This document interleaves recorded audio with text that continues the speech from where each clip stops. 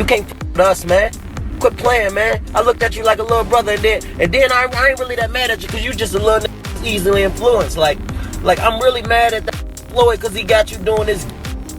Oh, okay. But in a real fight time with 8-ounce gloves on, bye.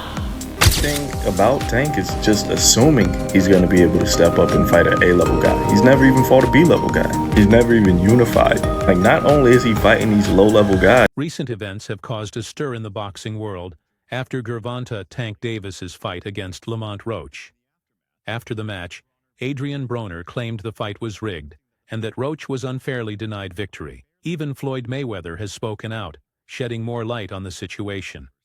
If this kid said he'd been training every day, for years, every day in boxing, I'm somewhere in Aruba, in the Bahamas, in Dubai, I'm traveling the world on my jet, making millions. Gervonta Davis rose from the tough streets of Baltimore to become one of boxing's most exciting stars. Known for his knockout power and charisma, he quickly climbed the ranks, winning multiple world titles in different weight classes. His association with Floyd Mayweather's promotional company boosted his career even further, positioning him as Mayweather's possible successor. However, as Davis's career progressed, tensions grew. Broner felt left out as Davis became closer to Mayweather's camp. In an interview, Broner commented on Davis leaving Mayweather Promotions, saying, "I don't care," hinting at underlying issues between them. No, I haven't talked to him about it, but we talked about it before. You know, we talked about it a few times. But you know, now that he is doing his own thing, I hope the best for him, and I hope he is big as the world. I don't care, I just want to do good. He keeps alluding that there was something wrong there, that he wasn't happy with the support that he was getting.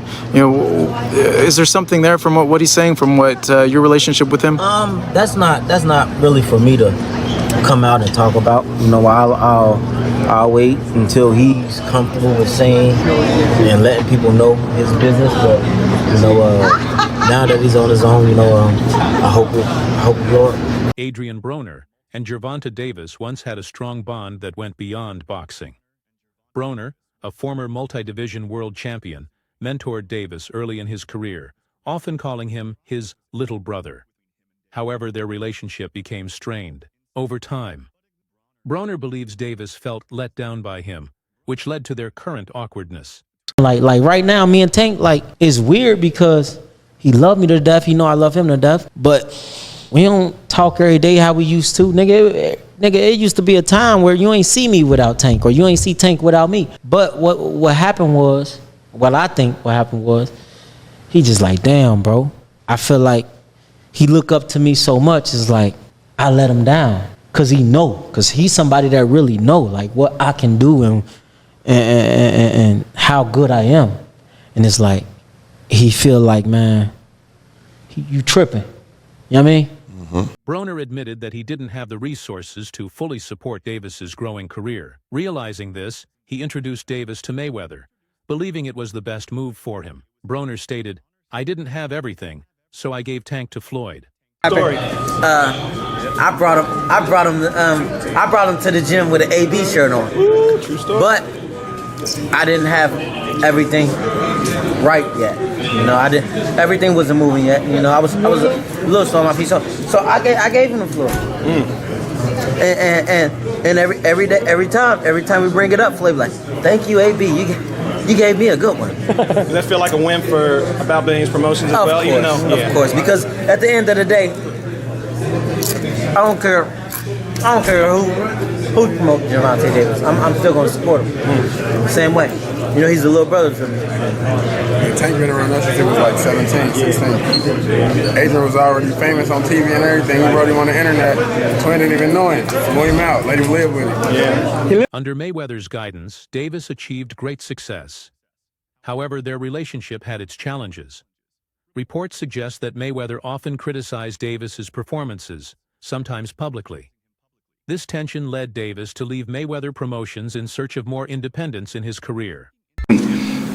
Tank vents out on social media. He's been through a lot, throughout his life. But I take my hat off to him. I'm proud of him. Saturday night we had a game plan, and you know, a lot of times when he says certain things on social media, I say, he's to me, he's still a kid. And when I was that age, I probably would have did the same thing. I didn't have a Floyd Mayweather to stand behind me and tell me, about what's right and what's wrong. He got the job done, but my hat off to Ryan Garcia, tough competitor, tough fighter, and the best man won. Davis's recent fight against Lamont Roach ended in a controversial majority draw. A key moment occurred in the 9th round when Davis took a knee after a jab from Roach. Normally, this would be considered a knockdown, but the referee did not penalize Davis, allowing the fight to continue without interruption. What if Tank Davis is a fraud, right? Let's just put it out there. What if he's a fraud? I know what you guys are thinking. Jerry, stop it. You're hating. There's no way. You don't know that. I don't know that. We've never seen him fight a B-level fighter. Mario Barrios, these guys aren't B-level. Frank Martin ain't B-level guys. Stop the bullshit. It's always a thought in the back of my head, right? And I don't think Tank is a fraud. I would pick him over Devin Haney, a guy I'm really high on still after the Ryan Garcia situation, and Vasily Lomachenko, a guy I'm still high backing that he could beat Devin Haney or Lomachenko. Everything about Tank is just assuming he's going to be able to step up and fight an A-level guy. He's never even fought a B-level guy. He's never even unified. Like, not only is he fighting these low-level guys, but he's not looking the most impressive doing so. I mean, Frank Martin, he was arguably down to. He was down against Rolly Romero. He was down against Mario Barrios.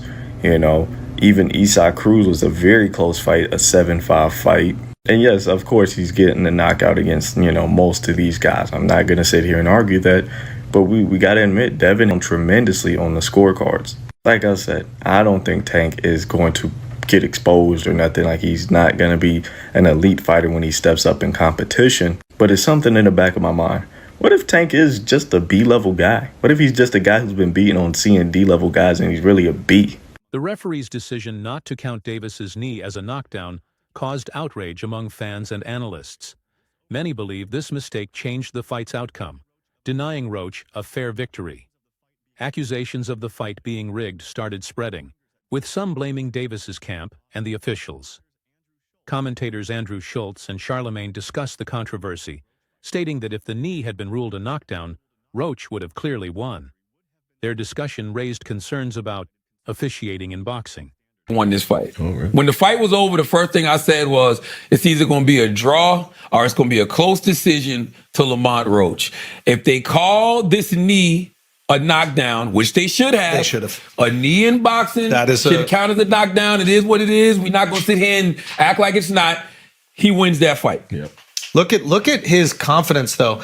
He's stalking Gervonta. I'm going to tell you when his confidence went through the roof. After Gervonta took that knee and then went to his corner, Gervonta came back with a flurry. And Gervonta was landing. And Lamont handled it all. Handled it. After that, I was like, oh, Lamont ain't scared at all. It's in the 6th round. But look at his defense. Like, Lamont's defense is absolutely phenomenal. He's always ready to punch back. Look at him. Phenomenal. And Tank was hitting him hard. Yeah. Look at Roach's face at the end of the fight. He's swollen. Yeah. Like, it's not like Tank wasn't landing on him. Nah, this kid can both of them. Roach is tough, man. And then it's the whole Maryland, D.C. thing. Like, Roach can't get knocked out. You know what I'm saying? He get knocked out. I got to go back to D.C. He got knocked out by Tank. Nah, I can't do it. He's fighting for a whole city. Yeah. And it's really Baltimore, D.C. Baltimore, D.C. That's right. The rest of Maryland, nobody's really giving a fuck. That's the real, you know what I mean? Like, if you're from Buckhead or wherever the fuck, what's the, no, not Buckhead. I don't know. There's some shit that, no disrespect, Maryland. I only know Baltimore. It's where all the white people live that work in D.C. but don't want to live there. Oh, you talk about where, no, you talking about where that fucking, where the resort is. Oh, I know exactly. I was just there. I know exactly what you're talking about. I don't remember right now. Anyway. I know exactly what you're talking about. But we've had 2 very high-level boxing matches in the last few weeks. The Beterbiev and Bivol fight and this one. Like, this is boxing at its best. It's at its fucking best. It's make you love the sport, man. It really does. And this is why boxing is a great sport, because it's so unpredictable. Yep. But I'm telling you, it was something about Roach's confidence that was like, made me feel like, oh, Roach gonna be all right in that fight. Look at that. Look at that. These guys are in a phone booth. It's good boxing, man. Both of them, yeah. Like, good boxing. I want to watch this 3 more times. During the 9th round, Davis said he took a knee due to eye irritation from hair grease. However, Roach Jr. questioned this explanation, wondering why Davis suddenly felt discomfort when he had shown no signs of it earlier in the fight. Roach Jr. argued that regardless of the cause, whether sweat or something else, a fighter cannot pause the match to get help from their corner. You know, obviously the part with the grease in the eye, that took on a life of its own. You know what I'm saying? That was a headline in the fight. One is, what did you think when he said that initially, just like the grease in the eye? But two is like, when you was in the fight, was there any point that you saw that? Like, did you see like him kind of messing with his eye, or did you have any indication that that was something that was bothering him? No, see, and that's the thing. If you look at the whole fight, he was never bothering his eyes before you jabbed him. Before I jabbed him. Even that right hand that, like, you know what I'm saying, that kind of landed, he kind of rolled with it. But after that, you could see him wipe his eye. And then, right after I hit him with the jab, you could see him wipe his other eye. So it's like, it was corresponding to which hand that I punched him with and exactly which eye. So it's like crazy for him to say, it's grease in my eye. And I think even when he say that, you could see me, because I'm right beside him, you could see me like, nigga, what you talking about? So, right. But you say you don't think he willing though. Whatever. See, but who cares? Like, sweat gonna get in your eye, blood gonna get in your eye. Yeah, it don't matter. Spit fucking around and get in your eye. You know what I'm saying? But you, it's not like you can be like, all right, time out, ref. Hold on, Take no ref. time out. You can't do that. Right. Would you be cool with Steve Willis doing the next fight? Hell no. He can't do the next fight. No, he can't do the next fight. Right. No. Pops is a no? Hell no. Yeah, fuck that nigga. Yeah. You know how many Coach Ben on him, man. He lucky he ain't running Coach Ben after that fight. But look how many times he fucked the fight up though. Right. The knee, him going to the corner to get assistance, like who knows? Not saying that they did any cheating shit or nothing like that. But like he wiped his face with a towel. You can't do that. Right. You can't do none of that. Right. That's a disqualification. You turned your back on the ref after you took a knee. Usually the ref gonna be like, all right, he don't want to fight no more. Fight's off. Renowned boxing trainer Greg Hackett has also shared his thoughts on a possible rematch between Davis and Roach Jr. He believes Roach Jr. would enter the rematch with the same determination, aiming for a clear victory. On the other hand, Hackett suggests that Davis might hesitate to agree to a rematch, possibly fearing another tough 12-round battle against Roach Jr.'s relentless style. His insights highlight the strategic and psychological factors fighters consider when deciding on rematches. Bet on another draw. Bet on the draw. Yeah. It's the best way to go. Bet on the draw. That's where I think you make the money. I think what they gonna do is they gonna even the odds so big, so crazy, you ain't gonna make no money betting on either one of them individually. Yeah. So the money gonna be on the odds. That's just what I think. It ain't come out yet, but if they fight in Vegas and they fight, and to be honest, I don't like that. Fight in Vegas. Bring it back on over to the East Coast. I don't like that. The DMV makes sense. I don't like how that smells. Something about the smell when you said Vegas. I don't like how that sounds. I know a lot of people don't realize that, like, no camp is perfect. Yeah. I quote when the Gervonta was dealing with some stuff ahead of the fight, like some serious shit. Now, yeah, no excuse. Lamont put on a great show, but I'm curious to see what is he going to look like with his plate being clean now. Right.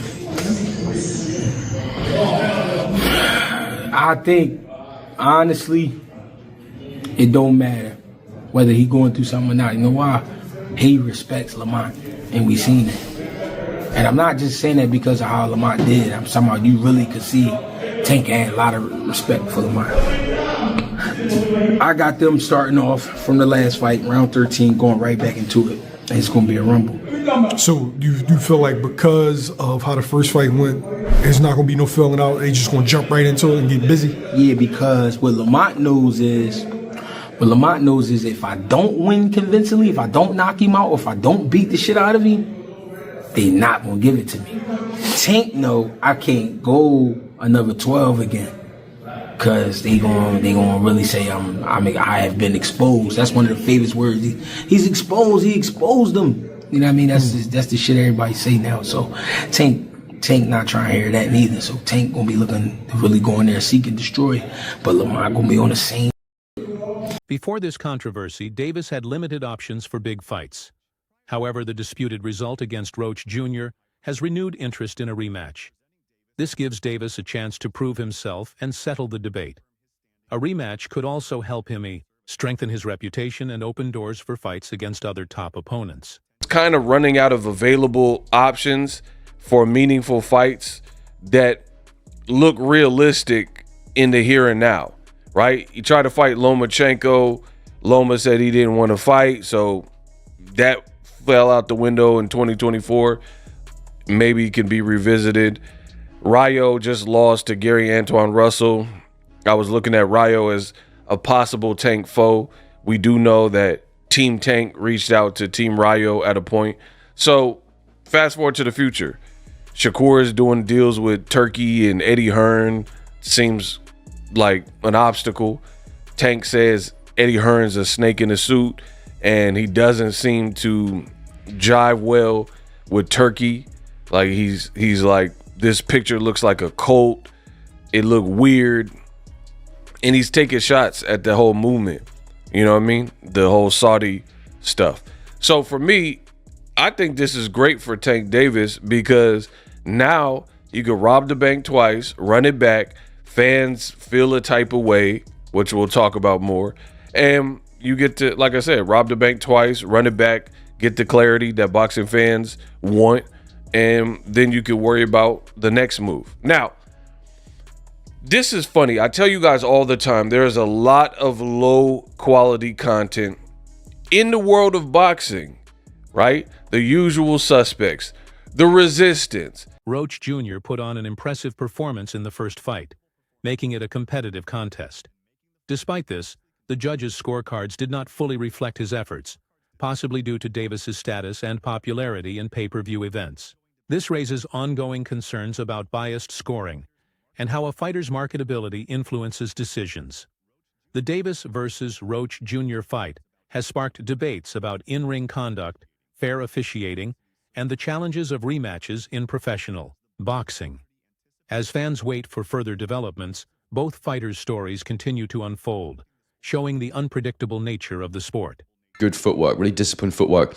You never saw him lunging in. You never saw him lunging in. He was never able to time him. Gervonta, that is. He was never able to time Roach. He edged his way forward. It was discipline personified.